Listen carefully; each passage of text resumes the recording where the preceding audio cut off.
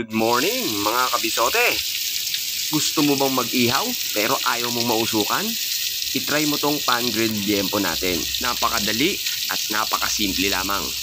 At tsak, di ka masisitaan ng kapitbahay mo. Simulan na natin. Sa isang mainit na kawali, ilagay natin yung marinated natin na liempo.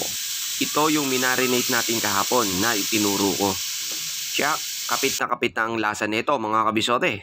Every 30 seconds, aalagaan mo lang siya ng baligtad para pantay ang pagkakaluto niya at hindi nasusunog yung isang side. Sa ganitong paraan ng pagluluto, hindi ka na irereklamo ng kapitbahay mo mga kabisote. Kung nakatira ka naman sa kondo, pasok na pasok itong diskarte na to. Isunod na natin yung second batch natin ng mga liempo. 1.5 kilo ng liempo nga pala yung gamit natin dito mga kabisote. Pwede ka rin gumawa ng maramihan nito. Ilagay sa vacuum seal na pouch at i-store sa freezer.